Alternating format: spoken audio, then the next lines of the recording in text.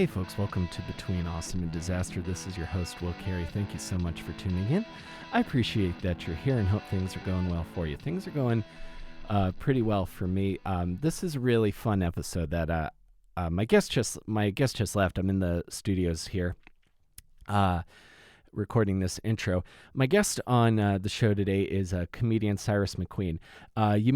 You might have seen him on Last Comic Standing. He was also had a very cool scene in the movie Obvious Child.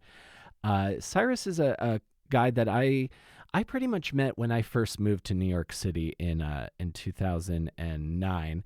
And he was a door guy at Gotham Comedy Club, and I've always felt kind of like a kinship with him because he's one of the few very tall guys that I know. He's 6'5", I'm 6'7", and I was a doorman at a comedy club as well. And he's just someone that I've always found very funny and super friendly. Every time I see him, I'm excited to chat with him, and it was really great to sit down and catch up with him. He was also, you may not have seen this, but if you've seen watching comics on Amazon, I was featured on that show, I believe in the first couple of seasons, and Cyrus was one of the judges on that show, and that's hearing him comment on my stand-up was something that helped me realize that I was progressing artistically, which was nice, which was needed when I saw it at the time. So this is a fun chat.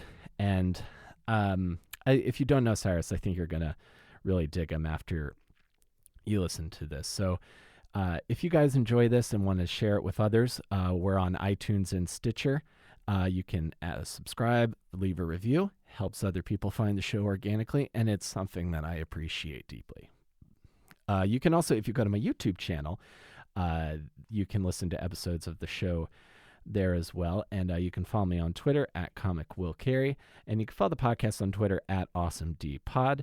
And if, again, fun little free things to help the show grow. And it means a lot to me that you're a part of that. So thank you guys so much for listening. And let's go to my chat with comedian Cyrus McQueen.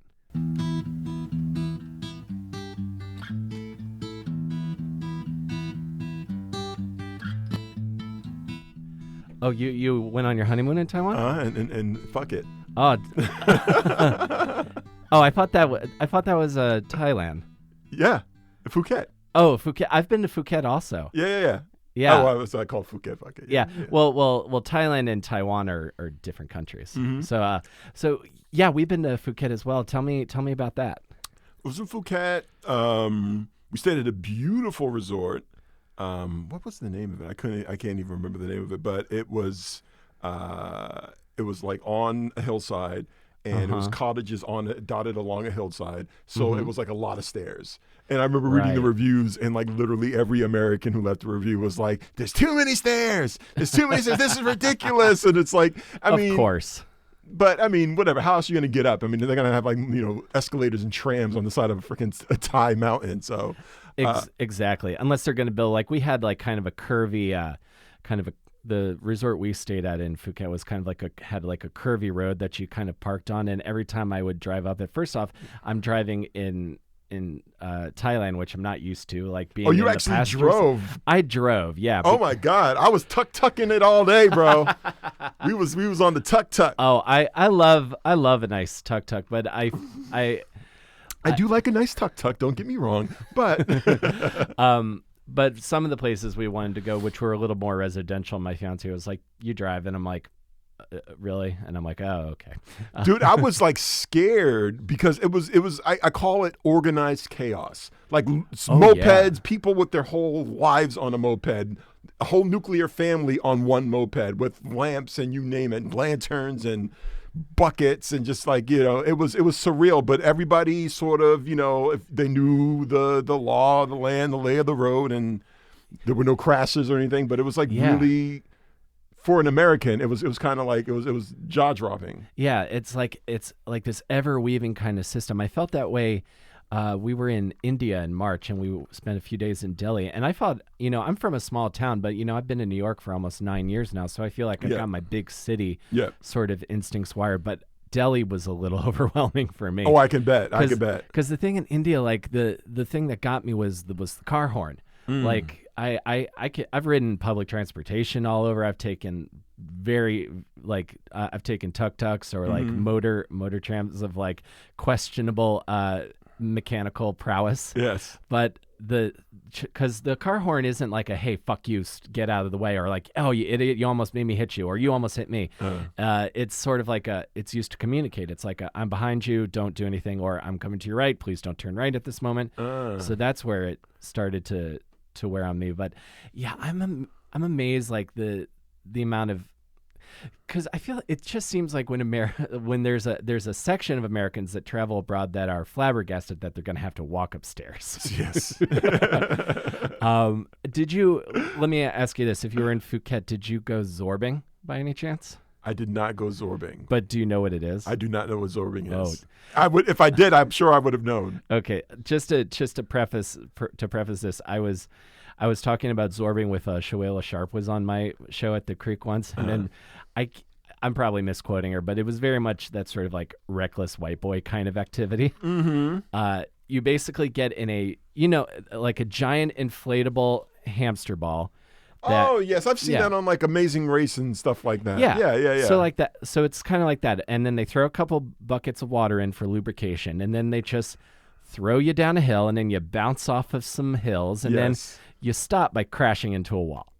Yes. So my fiance, she was turning 27 then, or 25 for the second time, depending on if you ask her. And she was just like, I want to do something memorable for my birthday. You have to find something memorable. And I was like, okay.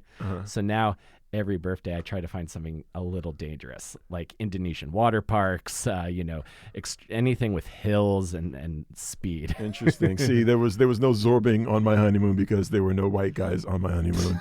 But there was a white girl. There was a Scottish woman. But we did some adventure stuff. We went to the PP Islands. Oh, those are beautiful. It was just, but now we got in right at the right time because literally like a few months after we were there, they shut it all down. Like the beach that's famous from the movie The Beach with Leonardo DiCaprio, they completely shut it down because it's just like it was becoming trampled. And so there's like, we went on like the earliest tour you could possibly get. Like we left at like 5 a.m. and like all the reviews we read was like trust us, like we are the best sightseeing tour of the PP Islands. We leave earlier than everybody else because trust us, at like by 9 a.m. you're going to see the deluge of Australian tourists, Japanese tourists. What I didn't realize is like that's their like Caribbean. So like Japanese, Chinese, like you name it, everybody's Vietnamese, everybody goes to Thailand on vacation. So literally just these ships of tourists were like descending upon the beach, like as we're there. And like we were probably, I'd say like 45 minutes we were there. And all of a sudden you look up and you just see them coming.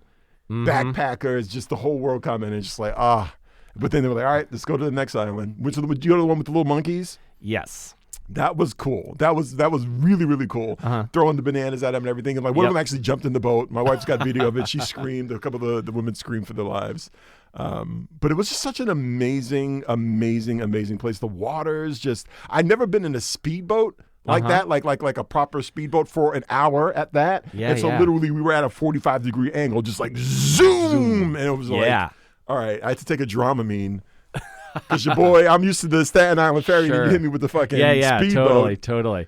That took me right back to like going like on the Chesapeake Bay with my dad down in Maryland, because he used to have a boat, and a really choppy day on the bay, you would just be like woo woo, just like catching literally like you're getting air. It was massive air. It was incredible. But other than that, like I'd say the highlight has to have been. Elephants. We went to an elephant preserve. Oh, cool! Yeah, that I highly recommend if you ever find yourself in a region that has elephant preserves. Like it was the highlight of my life, honestly. Yeah, for both of us. Like we got to like literally like take a mud bath with them, wash them, feed them, and it was like we kind of bonded with like these elephants we were there for like half a day. It was just the most amazing experience to go from Brooklyn to Oh, 100%. To an elephant mud pit. You know what I'm saying? We went to an elephant preservation as well. I don't know if that's what it's called or not, but we got to ride. My fiance and I rode this elephant named Noina, and she was just. It was amazing. Like just someone on the elephant in front of us dropped their sunglasses, and Noina like picks them up with her trunk and then hands them to the person.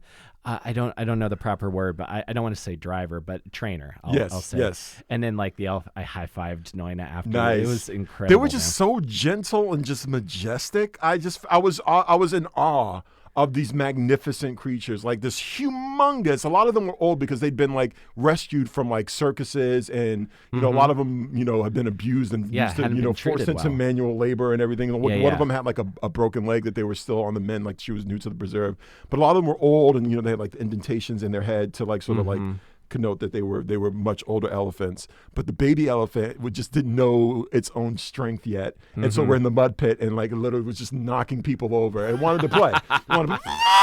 Just wanted to play, just knocking you over and everything, feeding it. It was just like it was going for people, taking your legs out. Seriously, like didn't know its own strength, basically. Yeah, I would have been all about that, bro. Dude, I did not. If you had asked me like when I first met you, I feel like I've known you, and we don't see each other every day, but I'm always happy when I do. Likewise, Willie Will.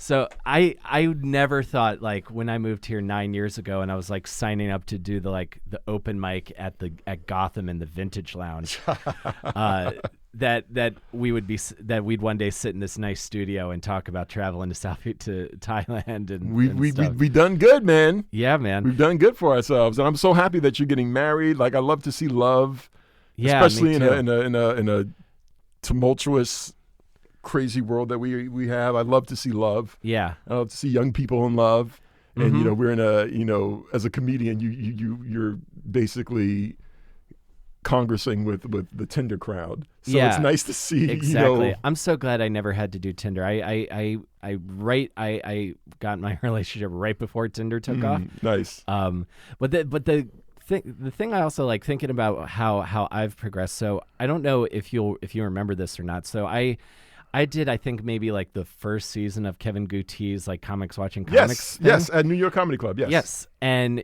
when the episode I was on eventually came out, I think you were one of the people like critiquing me, and it was Mike Racine and Kevin, and you said some very complimentary things about that set, and I appreciate that. Well, I wasn't lying. I think you've got great stage presence, and I think you're a great writer. I think you're just like, I've seen you grown from the Vintage Lounge when you were probably like really, really new to the city. Yeah, and from that to like new. New York to then like hosting your show at the Creek. Like, I've seen you just mature into such a wonderful comic. Like, you're one of my favorite. Beyond that, you're one of my favorite people because you're just like, I love your energy, man. I love your energy, Will. You just got good energy. You make me feel better when I'm around you. Thank you, man. So for those who are listening, Will makes you feel better when you're around him. I like to be like, if I'm thinking about who I can be to the universe, I would like to be the teddy bear for the world. I like that, and I get that. Personality. I hear that. Sort of for sure. My personality. That means like when I was a doorman at a comedy club, it meant that I was great at the, hey, welcome to the show. It's going to be great. Don't worry, you can sit up front. It's going to be okay. Which means that I was great at that part, but the kicking drunk people out part, I balked at a little bit. Well, you have a welcoming presence, which is just it's invigorating, especially in an industry that's got a lot of dicks. There's a lot of dicks in comedy, and so somebody who's like gregarious and genuinely nice is a breath of fresh air. I think so, and I think especially because when I'm thinking about like the internet, like. YouTube, I think, almost made the cash business model snark and cynicism and reactionary to things. Yes, which and that's been my ire lately. Is thinking back on like the kind of YouTube channels I used to watch, like your Channel Awesomes and things like that. I liked some of that stuff, but then eventually I was like, I kind of got exhausted by people like, here's why The Avengers isn't good, because it is not the movie that I had in my head when I went into it. The smear campaign guys, the ones who like destroy or try to destroy a movie. Like, I saw that happening with a lot over the years. I'm actually being interviewed when they did it with Ghostbusters, the Ghostbusters reboot, and then honestly, like it was appalling to me how many people tried to shit on Captain Marvel just right off the gate, and I'm just like, what is this about? Honestly, like if I'm not a scientist, but I could sort of like peel this onion and see that this is all deriving from a really misogynistic place. But right, it's like okay, dude, I don't know. I'm sure Kelly really hurt you in 6th grade when she checked no on that piece of paper that says, "Do you like me? Yes, no, maybe." But you know. It's at a point where it's hurting you, right? So if you let that go, seriously, and then you can enjoy stuff again. That's manifested disdain for the opposite sex is so freaking transparent. I like so many men hate women. And also, like that's what is distasteful about comedy in some regards. Is there's just a lot of men who hate women, and it just doesn't make any sense for you to use your pulpit, let's call it that, your platform to alienate potentially half of every audience you'll probably be performing in front of.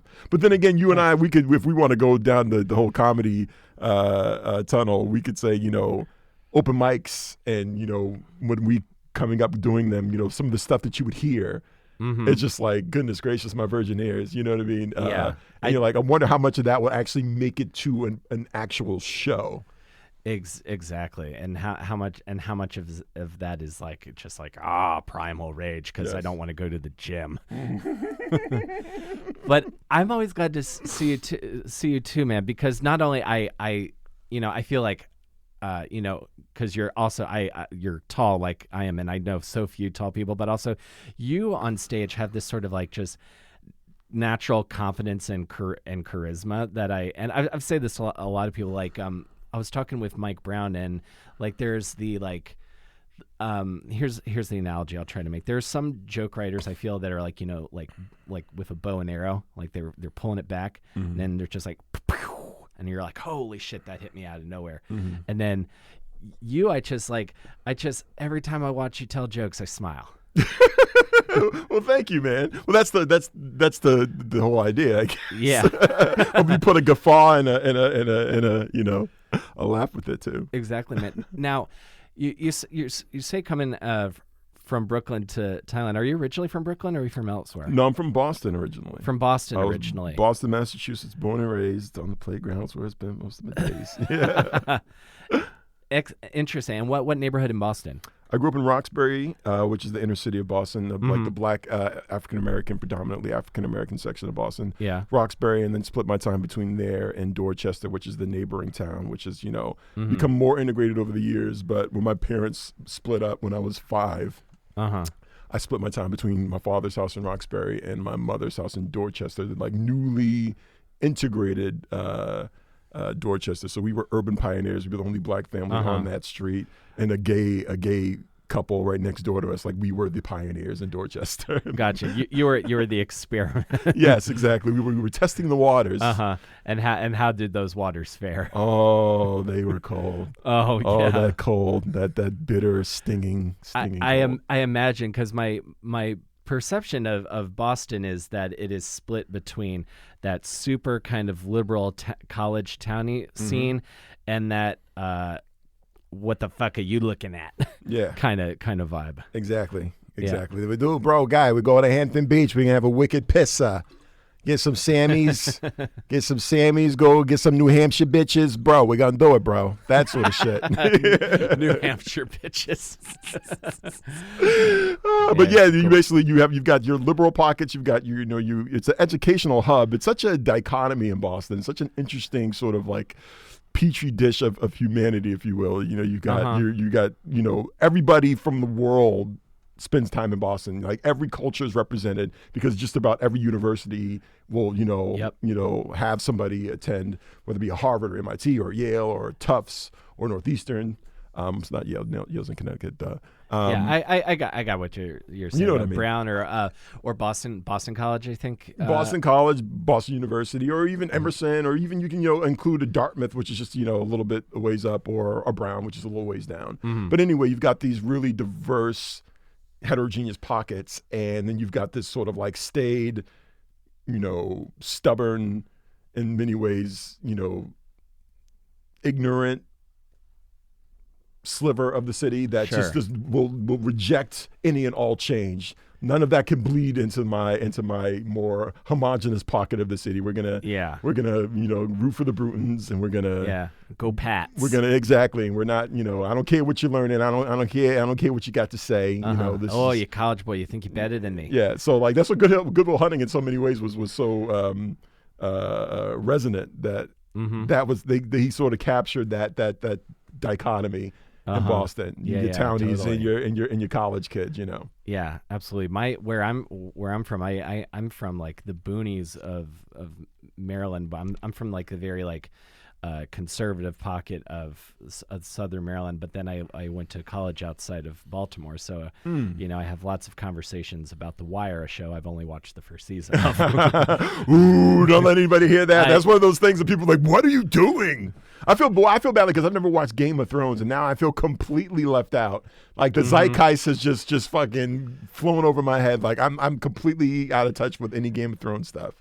Dude, I've never watched it either. I am more for like sci-fi and then I do high fantasy. I don't know if that's a reaction to like my first girlfriend in college who was way into all that stuff. Right. I've been the same way. I can't do period pieces. I don't like. It has to be done really, really, really well. Like Braveheart, Gladiator level well. But like I can't do castles and dragons and shit. The closest I've gotten is Princess Bride. I love that movie. That's Princess Bride is shit. Yeah, Princess Bride is shit. That's an amazing movie. But when it comes to like my lord, the Castle Targaryen is encroached in our territory. Well, then we must simply go to war. Then I feel, I don't know if it's like a resentment because again I dated a Goth Hansen fan in college. That interesting dichotomy. Layers to that. Lots of layers. Okay. And she was all about like Legend of Zelda and all that kind of I hated all that shit. My sister used to fucking just take over the Nintendo with that fucking Zelda every Sunday. That gold-plated bullshit. Every Sunday, hours she'd be pushing bushes and trying to rescue a fucking queen, and like I couldn't play a thing. Yeah. So I've got my own animus towards Zelda and shit like that. Yeah. Elves and swords and shit. Elves and swords and gold-plated realms. Bullshit. Yeah, realms and territories. Like I was always more of like a Mario or Metal Gear Solid. I liked that. That was an interesting. That was a game. But I go more for like I like space and dogfights and stuff. That's more my speed. Like so, let me ask you a question. We going back talking about TV shows that we like versus dislike. So, are you a Black Mirror fan? Never saw Black Mirror. You didn't see Black Mirror? Oh, you got to get into Black Mirror, bro. Okay, You got to get into Black Mirror. Uncle Cyrus is telling you. You know I would steer you right, brother. I know you do, sir. So you need to fuck with that Black Mirror. I'll fuck with Black Mirror. Sci-Fi, because basically it's similar to the Twilight Zone, but it's a modern take on the Twilight Zone. So every episode deals with some form of technology. Okay. It's some sort of technology that's sort of like gone awry. And sort of impacted life in a negative way, or impacted a life in a negative way. So awesome. It's up your alley. Excellent. I think it'd be up your alley. Fuck with Black Mirror. Okay, I'll definitely check out Black Mirror. Black friends telling you to watch Black Mirror, motherfucker. What I do like is I started watching Love, Death, and Robots. I watched the first couple episodes of that. That's like a animated sci-fi anthology series on Netflix. Oh. The second episode is so brilliant. It has these three robots that are on vacation in post-apocalyptic Earth. Mm-hmm. So they're experiencing Earth years after the fall of humanity, and they're like, "Oh, what is this?" Oh, I could fuck with that. Like relics. And I wish they would do an entire show out of those three robots. I dig post-apocalyptic. I dig it. Dystopian shit is my shit. Yeah. Definitely check that out as well. Okay. Dystopian post-apocalyptic is your kind of jam. That's my Jimmy Jam. Yeah, it's my Jimmy Jam and Terry Lewis. I love it. Mad Max and I love it. I love that sort of shit. Dude, Mad Max Fury Road was like probably one of the best movies I've seen in the last few years. Oh my God, that movie is incredible. That was a fucking experience, bro. Yeah. Like George Miller, like what is he doing? Like we got like a genius living fucking in Australia somewhere. Like he's making like that shit was so indelible, so memorable. And I remember reading an article afterwards, like they didn't know, like people on set, like it was like a tough set because they were filming in like the fucking middle of the desert. Yeah. And I think like Tom Hardy and Charlize Theron like butted heads all throughout production, and there was a lot of doubt about how it would actually turn out. Like nobody really could see this madman's vision, but that shit was so good. Oh my and then God, I heard a story that he was supposed to have done a Batman franchise, which just gets me like all sorts of erect. Because imagining what he did with that, imagine him do that with Batman, it just got me all fucking. That would be amazing. Yeah. Like seriously, like that's the type of director you get to use this sort of material, like superhero material. Yeah, he's your guy who will kickstart your franchise. Fuck yeah. And basically, I think he would have a comparable effect, if not a greater effect, than Nolan, because his shit was so visually stunning. Yeah. And just the sepia tones that he used at some point, and just like I think he fucked with the speed of the film. Like it was incredible. Yeah. Oh my God. Yeah, that, and watching Fury Road, I was just like the Doof Warrior with the flame guitar. I was like, I need one of those. Yeah. You imagine driving down 7th Avenue with a motherfucker with a body with a blood bag attached to you on your fucking hood. Yeah. Or if I just had a guitar that could shoot flames randomly, I bet like that shit. Oh my God, when they were coming down the fucking with the trucks, oh man, it's like you're gonna pay attention to me, L Train platform. I want my blood bag. Here's my body bag. Yeah, and yeah, I'll play a Def Cab for Cutie song after this, but it's gonna fucking rock. Hell yeah. Did you grow up loving that kind of stuff? Did I grow up loving sci-fi? I suppose because I was a huge fan of the Terminator and of course the first Predator, which were like, I was like a little kid. I remember renting those when renting movies were a thing. When I was a boy, we used to have to go to the store to get movies. You get one, your sister gets one, and nobody say anything else. Yeah, Blockbuster Friday night. Yeah. So I felt like I probably was way too young to watch the first Terminator, which we can all recall. Like the first Terminator is a pretty fucked up movie. Yeah, it's a pretty violent. Like it's a tough movie. Like certainly not a 6-year-old's wheelhouse. Let's put it that way. So I was like in the first grade when my father rented the first Terminator, and like that shit just fucked me all the way up. You're just like, whoa, fucked me all the way up. Oh yeah. And then the second one was a huge event. I remember I was like probably like 10 when the second one came out. I feel like the first one was more violent than the second one. Oh fuck yeah. The first one was a dark movie, man. Yeah, much darker compared to the second. And the second I think is one of the best sequels of all time. Absolutely. And it is much more action adventure in tone. Absolutely. Compared to like noir, which like a darker Blade Runner-esque noir like the first one was. Right. The second one is basically Silver Surfer stabbing motherfuckers through milk cartons. You know what I mean? It wasn't as graphic, but like the first one's like he's like a legitimate serial killer. Like he's like that shit was scary shit. Yeah, 100%. Like just a cold, emotionless killer. Yeah, it was like it was dark. That first one was kind of fucking dark. But so yeah, like and then of course Aliens. I grew up on Aliens, and so like I did have a respect, I would say, for good sci-fi. And then I remember when The Abyss came. I didn't see The Abyss until much later, but I remember The Abyss being like just an amazing film to me. Well, I guess you call it James Cameron knows what he's doing. Oh yeah, I mean, this is gonna get super specific. You know how they're like, how a lot of men hit a certain age and get really into World War II, like or certain historical events. So. My historical event is the sinking of the Titanic. I love to read about it, like find out about it. So for like even years before the James Cameron movie came out, so I think he can just kind of do anything. And the fact that he spent so much time actually diving on the Titanic, totally, he's like a certified like oceanographer. Like he's not even he's a director, but he's also like a legit oceanographer. Like he's up there with Jacques Cousteau. Like he's plumbed like the deepest depths of the ocean. Yeah. What makes me what I find so crazy, and this is like some crazy next level like rich person shit. There's a documentary that James Cameron made about about Titanic called Ghosts of the Abyss. I think Disney produced it. It came out after Titanic, where he and Bill Paxton, rest in peace, went back out and dove on the Titanic in late 2001. Mm-hmm. So like James Cameron was diving on the Titanic when 9/11 happened. How many humans have that Seriously in their history? It's like, I'm going to the North Atlantic, honey. Don't wait up. and then he like I think legit dove into like the Marianas Trench or some other like super that's what he did. He did. Or it's some over deep trench. It's like, well, I've broken all these box office records. Where else is there to go? Well, I don't fancy space. I think the depths of the ocean much more. Okay, so you're growing up in Boston. Yeah. You're loving sci-fi. So when you get, this is something I always like to ask people, when you're getting to high school, and I don't know if you have a car, or if you're like taking public transportation. I was taking the T. So from Boston, bro. So what kind of music are you listening to when you're taking the T? I'm taking the T. Well, the funny thing is, it's like I was in high school in the mid 90s.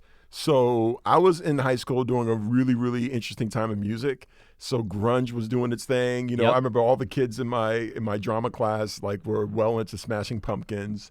Nirvana, of course, was out. A lot of Pearl Jam fans. Soundgarden, totally. Green Day was huge. Yep.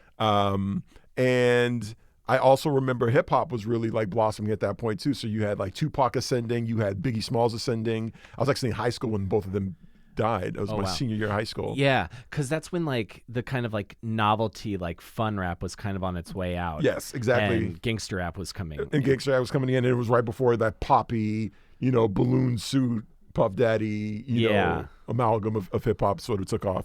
But so all this stuff was going on, but I was listening to Jimi Hendrix, Nice, and Marvin Gaye and Motown when I was in high school. Like it was so funny. Like my musical taste gravitated backward. As opposed to what was going on contemporary wise.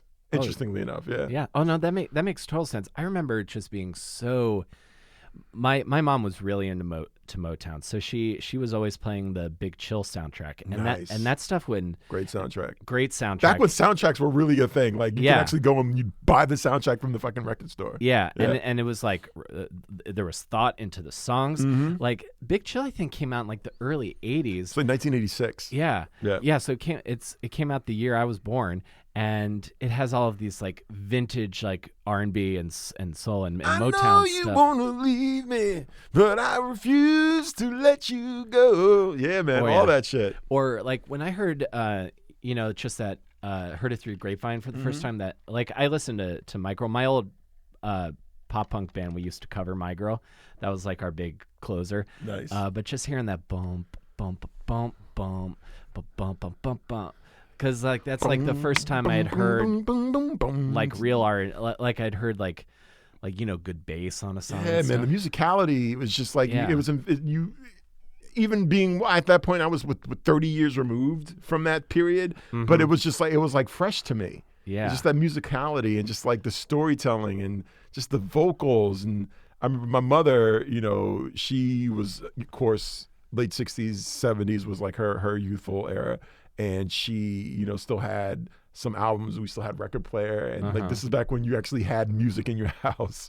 And so she would listen to it. And then, of course, like that sort of turned me onto it. And this is great music. And like all great art, it sort of attracts you. It's timeless. And so Hendrix had that effect on me too. I remember when I first heard All Along the Watchtower and then Hey Joe. And then, actually the first Hendrix song I think I remember hearing was Foxy Lady. And it was in Wayne's World. Yep. And I remember like being like, wow, that song is so freaking cool. And I'm like, probably like 10 years old at the time. And I had to go like find out like who that was. And I was just a Jimi Hendrix nut from then on out. Yeah. One of the embodiment of rock and roll. Like if you had to explain rock and roll to someone who had no idea what you were talking about, you just show them video of Jimi Hendrix at the Monterey Pop Festival. Yes. Playing the guitar with his teeth, setting the shit on fire. Motherfucker set the guitar on fire. Like who does that? You know what I mean? Like that's just and everything now like is derivative because somebody like that was just like his his expression, just that was just the way that he closed his show out. You know, what I mean, that was just organic. Whereas now, I feel like we've jumped the shark in so many ways in pop culture that now anybody who does something like that is completely derivative. Oh, you're trying to be provocative. You're trying to be outlandish. Where it's just like, no, like that was the time where they fucking cemented that sort of behavior. Yeah, and he was just kind of being him.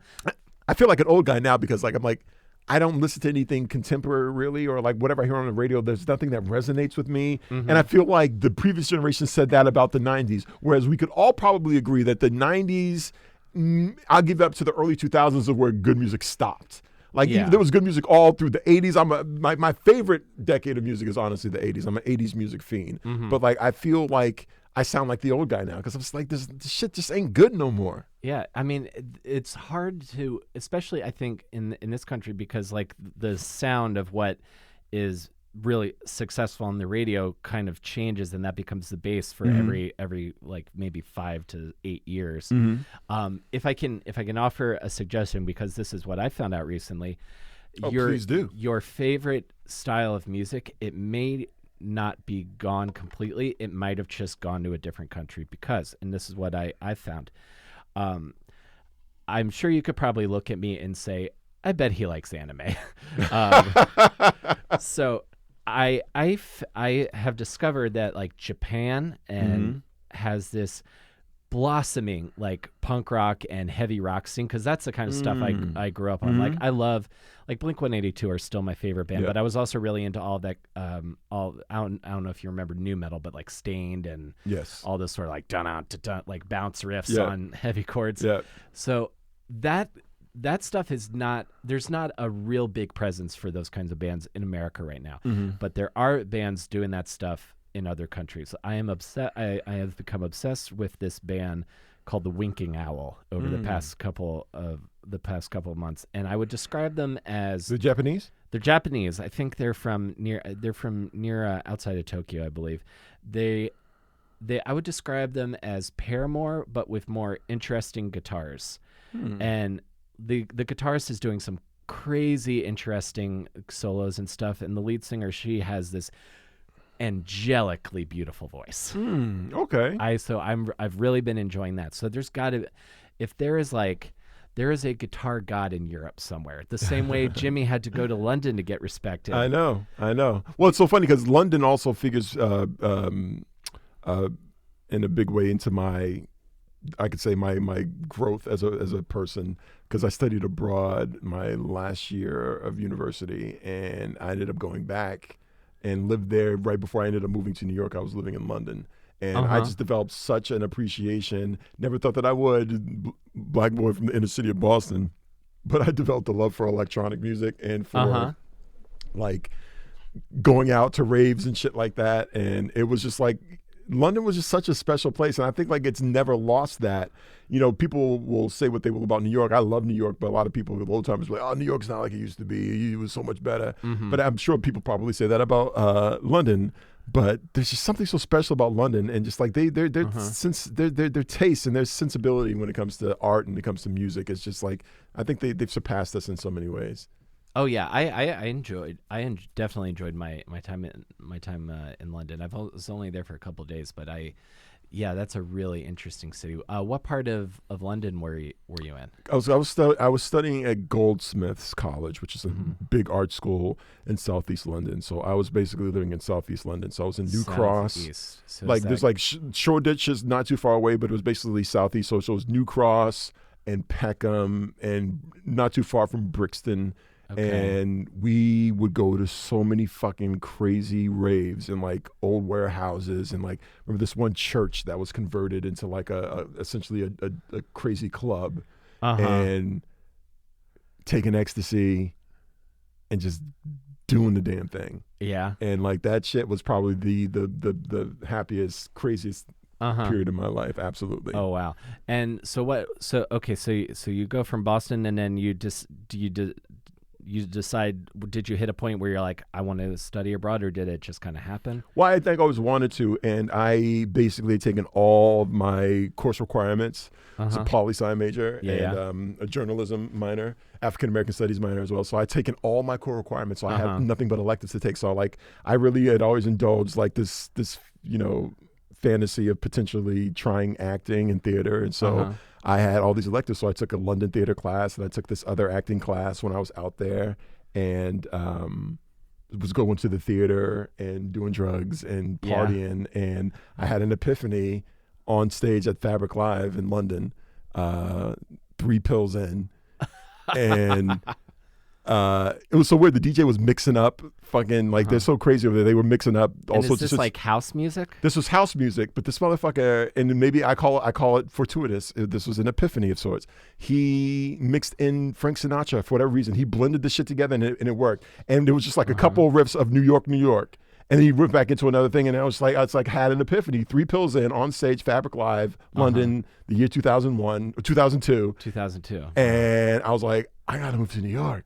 Yeah, I gotta move to New York, and like literally, it just crystallized in that nanosecond. And I had a lady there. We were having fun, doing our thing. I'd saved up with so much money, and I was like, okay. I'd already said to myself, I said, like, if I can find a way to survive in London, then I will stay.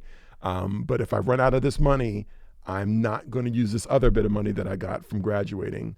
And so I said, all right, I'm going to use that money, and I'm going to move to New York, and I did. Awesome. I've never done ecstasy. What's the experience of that would make you have that? Oh my God! How much time do we have? How much time do we have? Is there a? It's a beautiful fucking drug, man. I'm not gonna. I mean, hey, I'm not, Nancy Reagan, just say no. I'm like, say yes if the time is right, and say yes if you can handle your shit. Like it was. Yeah. And also the time is like also the drugs, you can't take them out of the context of when you did them, the age you did them, the friends you were with, the situation you were in, the city you were in, the vibes that were going around. But fucking London, England, early 2000s, this is post 9/11, like, so the world was fucking ending, but your life was beginning. And you had all this ahead of you, and it was just this beautiful, like this confluence of moments. And the drug itself is just like it just I don't know the clinical way of describing it, but it just makes you euphoric. That kind of makes sense because I once I did mushrooms. I've done mushrooms a couple of times. Mushrooms are good shit. Have you done mushrooms and watched Fantasia? No, but I have done mushrooms. Bro, next time you do mushrooms, you gotta watch Fantasia. All right, I have done mushrooms and gone and see the Avengers in 3D. And I just remember the hardest I've ever laughed in my life was not being able to pronounce Sidney Pollack's name, and just there was like a lightness to it.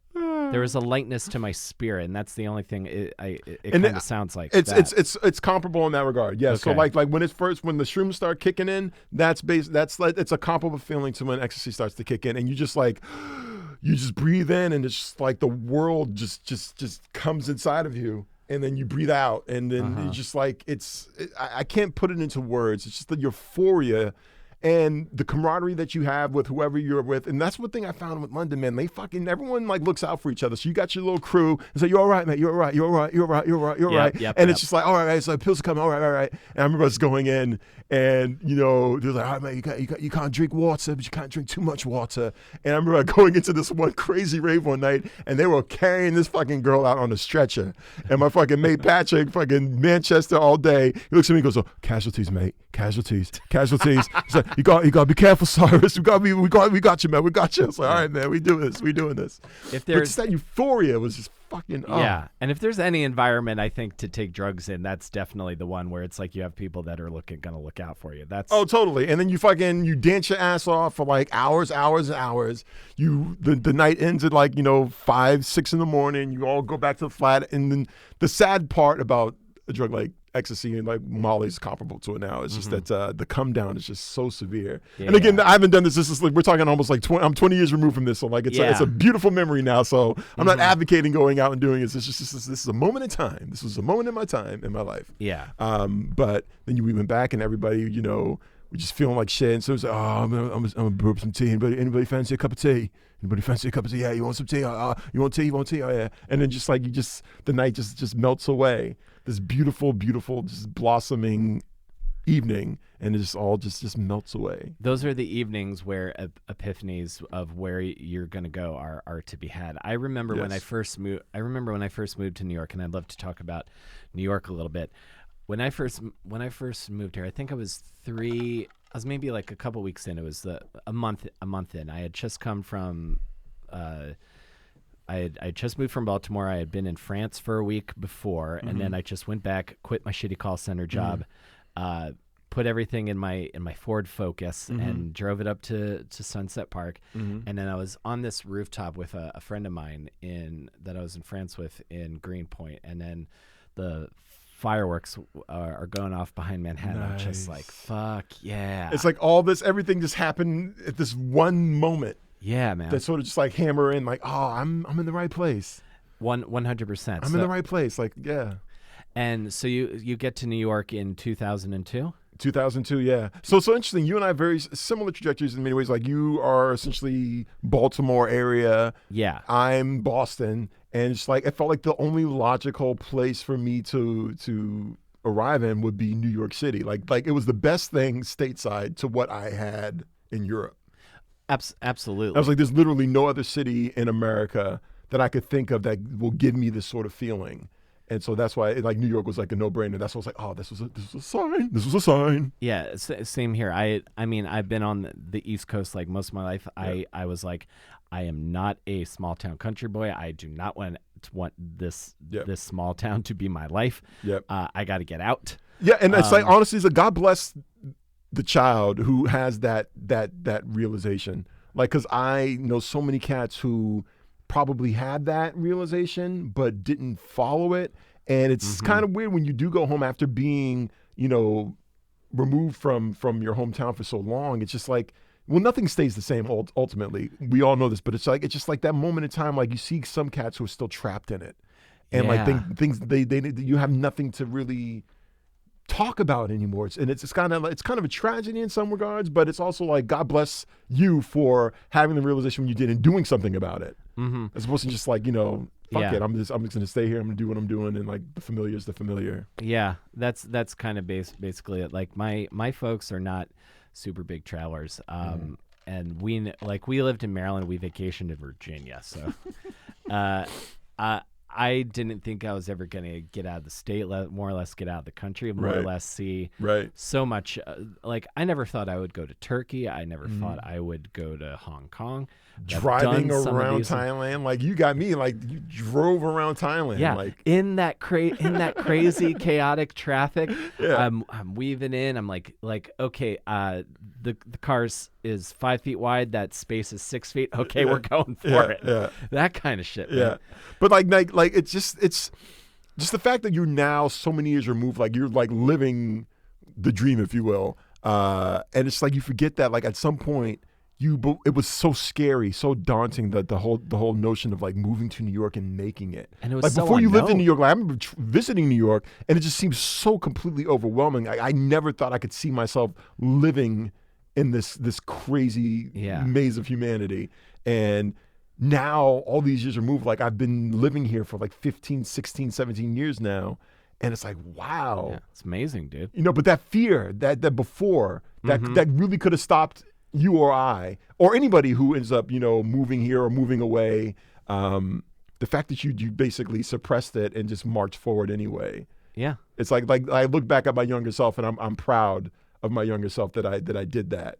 You know what I mean? Same. I'm glad I stuck it out, because there were some really lean times. Oh yeah. There were some. Oh yes. That's part of it though. Yeah. That's part of it. That's totally part of it. London as well. Like there was like literally like times where, we used to talk about ramen noodles. Like I was living on bodega sandwiches, like, and that's like all I could afford. I would eat like half the sandwich in the morning and save the other half for night, and like literally that was my allotment for the day. Yep. Jump in the turnstile when you have to. It's like Yeah. I'm trying to think. I'm trying to think of the craziest broke thing I ever did. Oh, I got it. Okay. I was in in Sunset Park. I was working part-time at another shitty call center job, but I wasn't getting enough hours to like really make ends meet. Don't look for jobs on Craigslist if you want to make a living in New York. Anyone? I wonder if this was the same way. I have a friend who worked at a shitty call center in Sunset Park, and it was like way on the like way over, like under the freaking BQE practically. Well, I lived near the BQE, but the job was in Manhattan, and Gotcha. I pick. This is also when I pick up because this is another way I feel a kinship with you is that we were both dormant at comedy clubs. Yes. Where'd you work? Laughing Devil. Oh, okay. Yeah. Gotcha.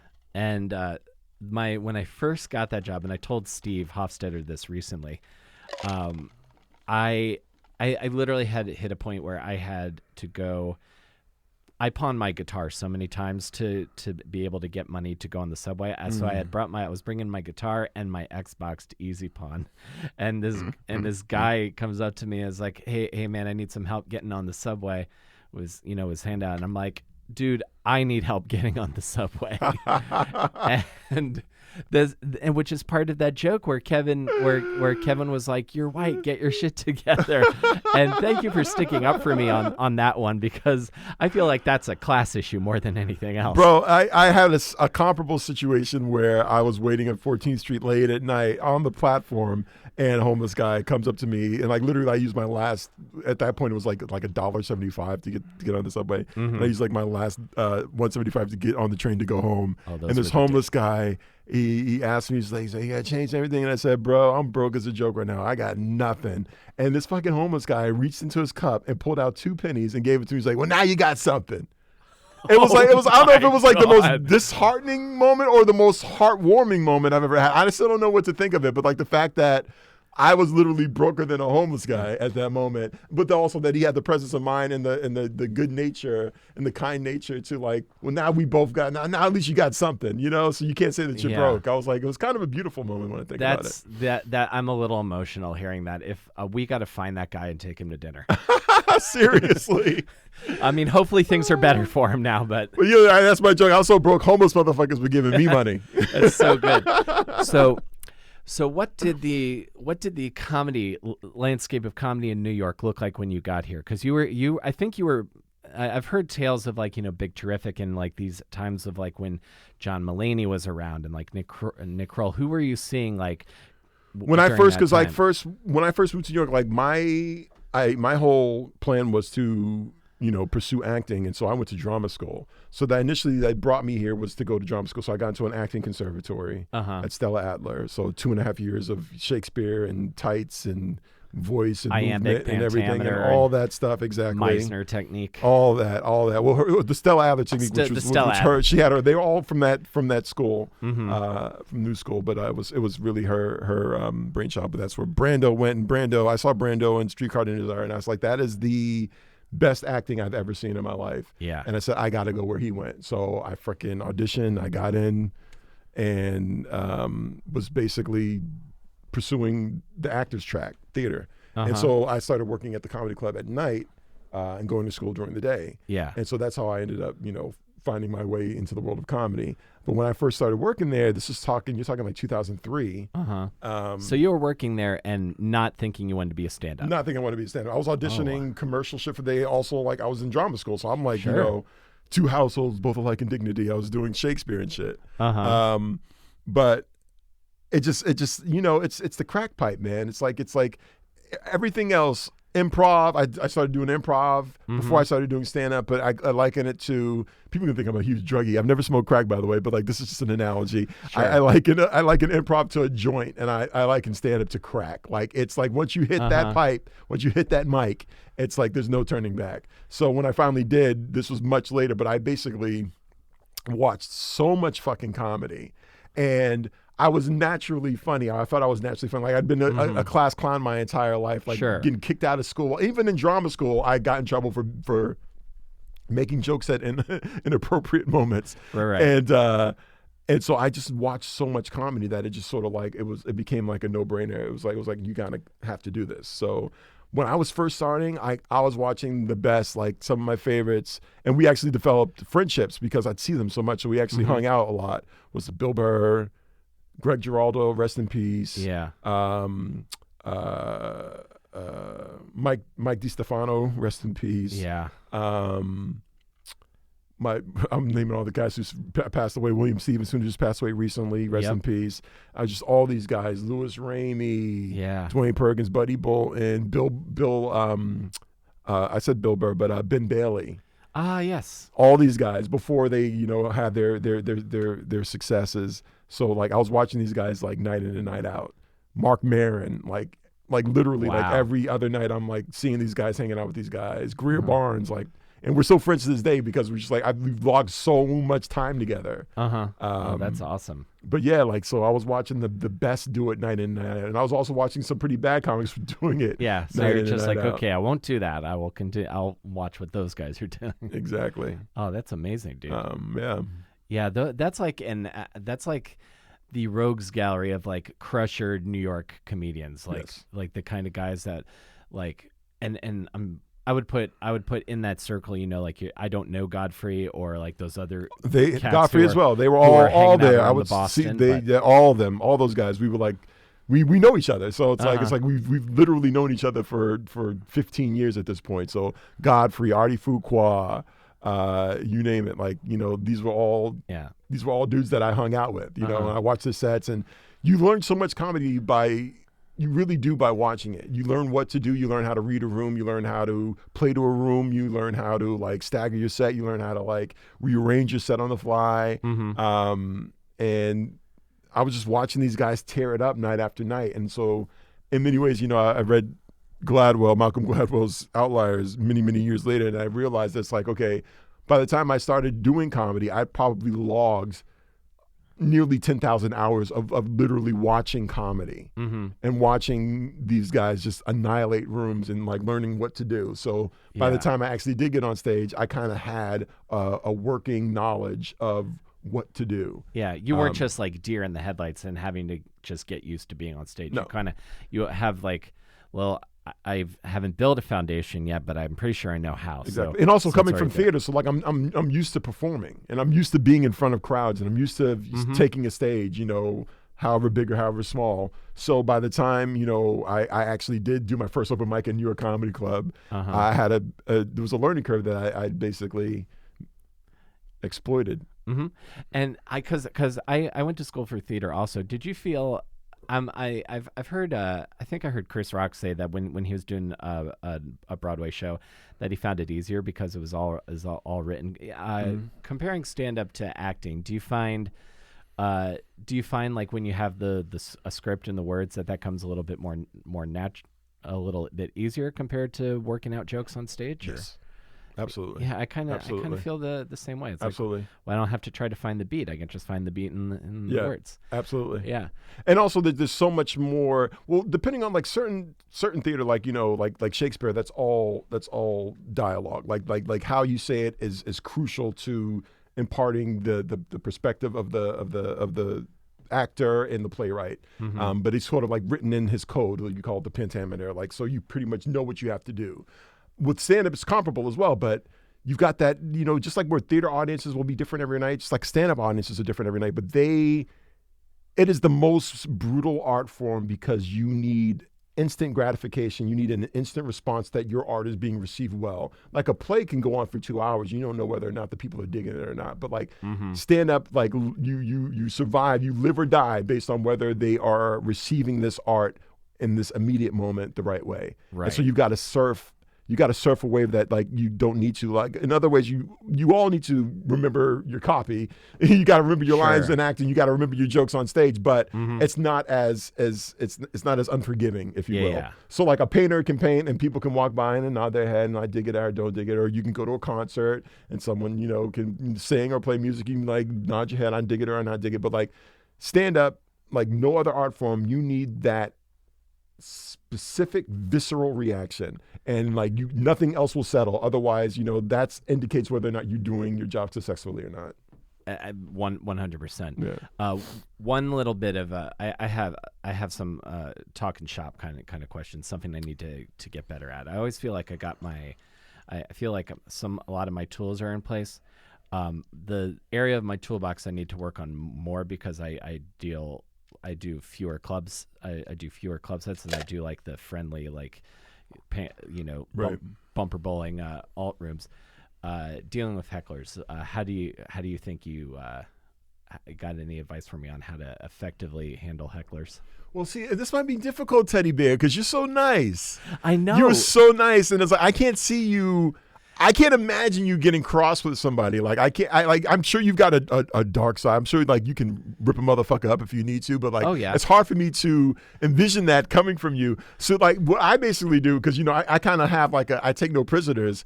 Is I call it out right there. I'm like, who the fuck did you? Who the fuck are you talking to? You know what I mean? Like I turn the crowd on that guy in that moment. Like I don't take shit. And like I remember, it always happens when you do clubs because it's Australians invariably who think that they're contributing to the show. It's like, oh, just contributing, man. I just want to try and make the joke better. Yeah. And like, nah, motherfucker. So like, I shut that shit down. I just like, so you flew 22 hours to be a dick? Is that what you did? You'd spend 22 hours on a place you could come here and be a dick.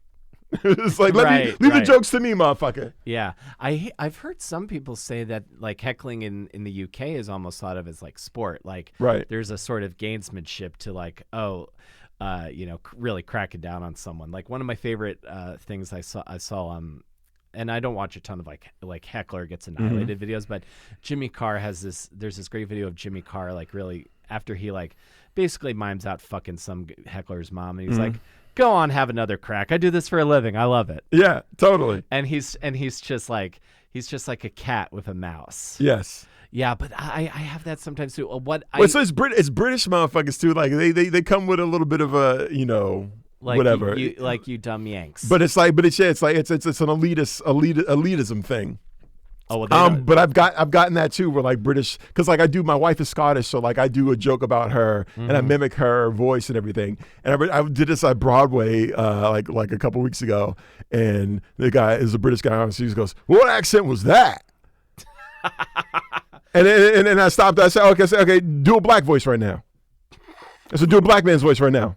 Go on. Yes, what I thought. Shut the fuck up. Yeah, I like to do a British accent and then say it's a black guy. It's like you didn't even think it was, so you're the problem there. Exactly. It's like one of my like flipping it on people's heads. I just love doing. And tell me about you were on Last Comic Standing a couple of years ago, yeah? Yes. Tell me about that experience. That was surreal. Yeah. That was super surreal because. Just the audition process to get on the show was quite involved, and it was quite lengthy and I'd say harrowing. You had to go. There was like several different levels to the audition process, and like I remember when I finally got the call back for the showcase, and then I had to go into a room. It's like it's the two most extreme examples of comedy that you'll ever have to deal with. So like it's me in an empty room with just Wanda Sykes and like one other producer, and literally in Gotham. So upstairs, so it's cavernous. Yeah. So literally you have to do your full set for them, and it's like you're not getting the feedback that you're used to getting from an audience. So in your head you're like, oh, this sucked. I suck. You know what I mean? But you do it anyway, and then they like. I remember I tried to get off stage. Like, wait, no, come back. I want to talk to you because I like you. And I was like, oh shit, I couldn't tell because you weren't laughing. But that's a great comment for you. They don't laugh. They just sort of like nod and go, that's funny.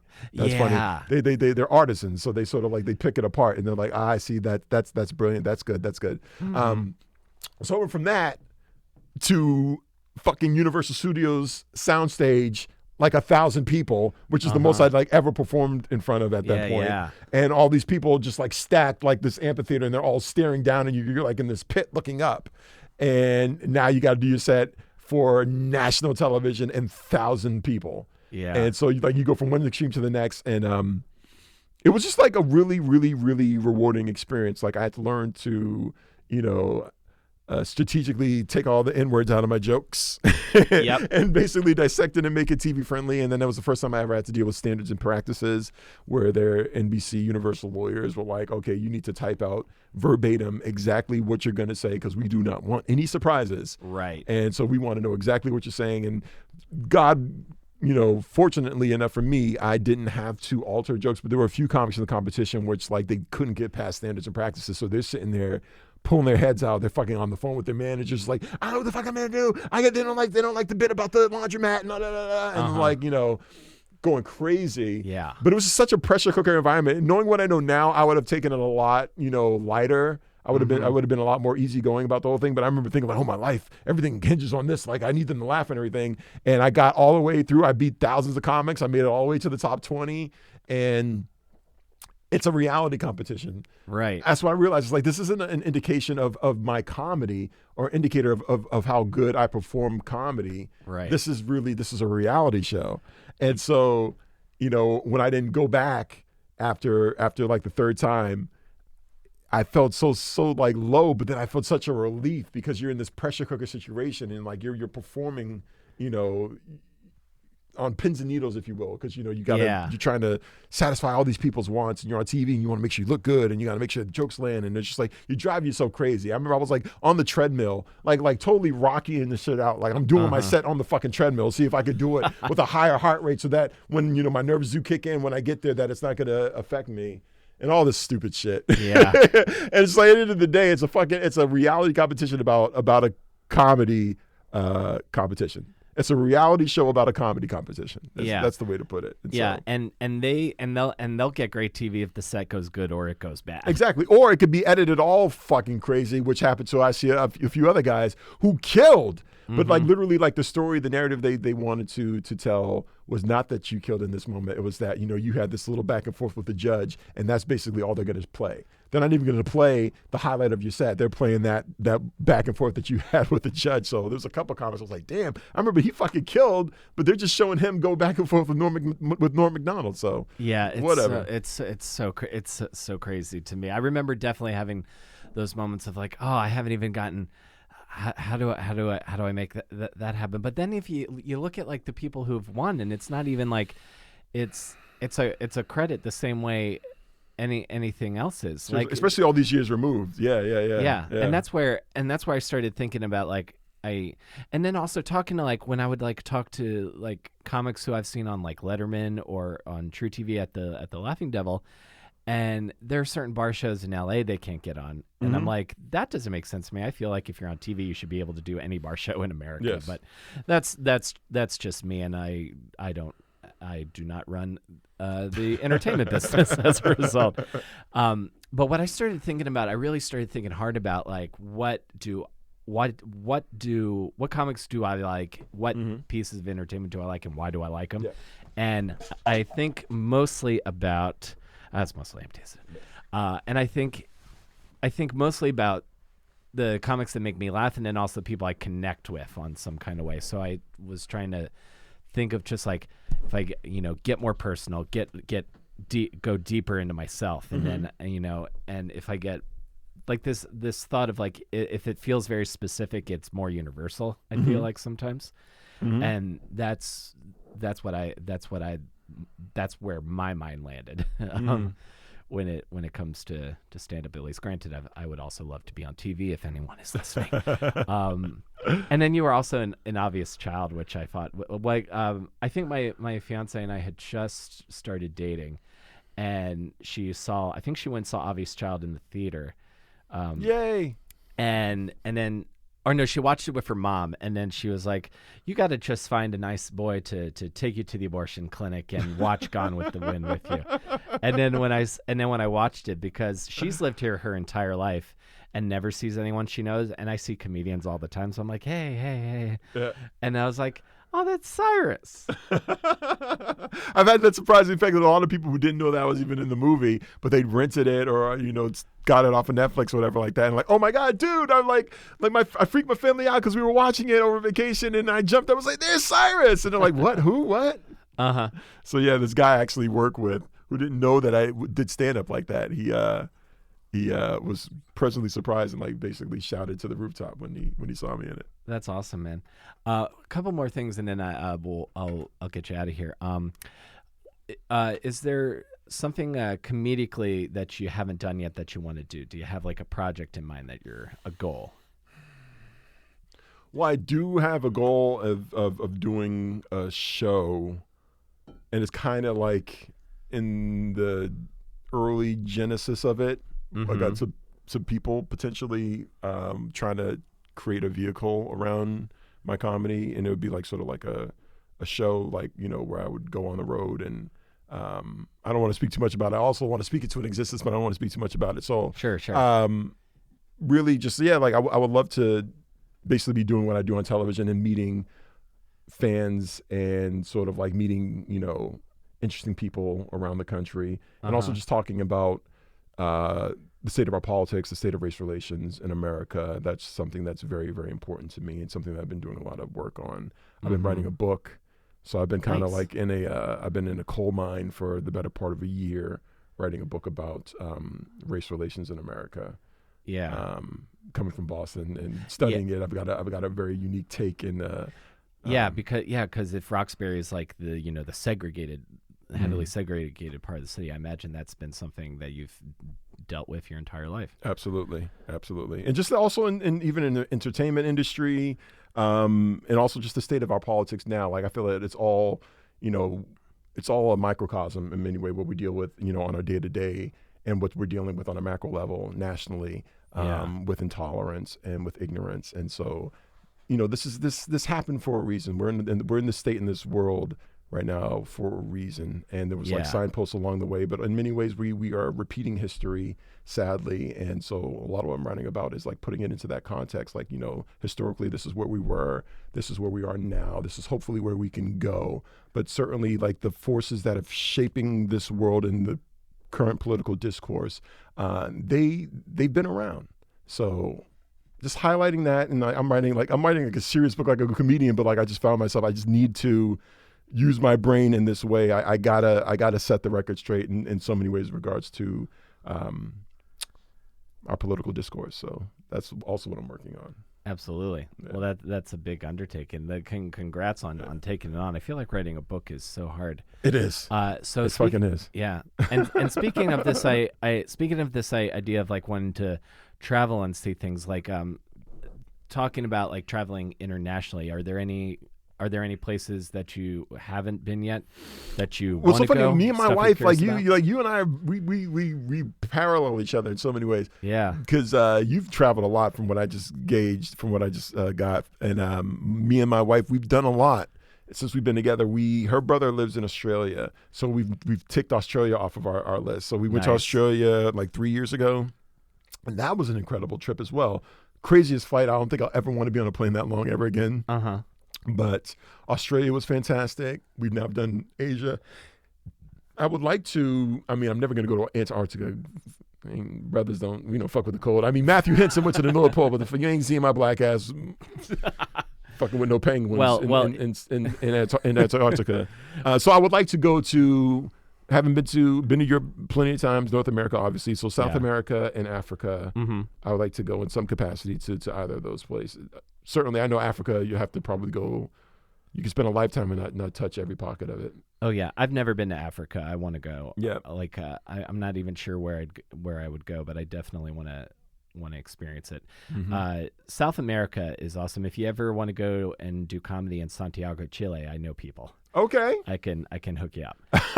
Okay. So you've been to South America? I have. Okay, so how many continents have you checked off then? Europe, Asia. Europe, Asia.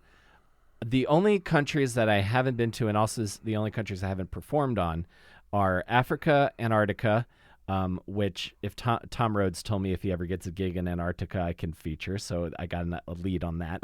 And Australia. I haven't been to Australia yet. Okay, that's a trip. So that maybe set that up for your have you thought about honeymoon yet? Yes, we have. I'm thinking we went to 8 countries for her 30th birthday. She wants to do 10 countries for our honeymoon. For our honeymoon, yeah. So would that be Europe again, or would that be? That would probably be Asia. Probably hit the countries we didn't hit last time. Probably do Australia, South Korea, Cambodia. Well, you're on that side of the world, Laos. So it's easy if you plan it. Yeah, you can go from Australia to Malaysia if you want to. Yeah, Indonesia. You can. Yeah. Yeah. We're probably thinking of, checking off all those. Nice. There's a framing shop in my neighborhood. We get a lot of art when we travel, and it's because it's all really cheap. And every time we go, the framer's Korean, and he's like, why haven't you gone to Korea? So I feel like we got to go to Korea for this guy. And also get some soul in you, baby. Exactly. Have you been to Japan? I've not been to Japan. Japan's high on my list. I really, really, really want to go to Japan. Okay. That's probably more than any place. I had a good friend who lives in Beijing. He taught overseas, and like I missed the opportunity to go visit him. But I've always had a fascination with Japan. Okay. I've got the definitive Will Carey Japan recommendations. I've been to Tokyo twice. It's one of my favorite places to be. Okay. I'm gonna make sure you With have your big ass. I know they was looking at you, so I know I'm gonna get to looks. People think I'm fucking Shaquille O'Neal and shit. Oh my gosh, yes. I was prepared for cosplay girls to come running up at me. That didn't happen, but old women would sneak pictures of me at the subway. But in India, I'll tell you this. I took pictures with 44 people over the course of 3 weeks. It's like you're a celebrity. Yeah, it's like you feel like what this is what it must be like to be a celebrity. You're just like, a tall, beautiful man that's just like they do not see every day. Yeah, it was kind of cool. And while I was doing it, it was like, if I ever get famous, I think I'd handle it pretty well. Yeah. I didn't mind people coming up and taking pictures. I actually could get used to this. Absolutely.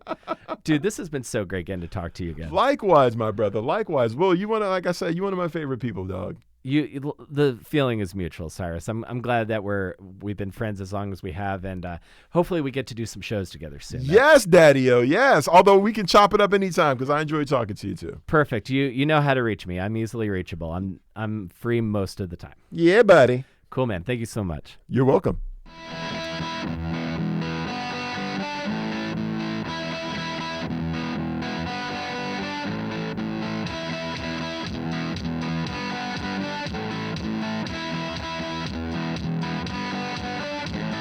Okay, folks, that's our show for the week. Thank you so much for listening. I appreciate you tuning in.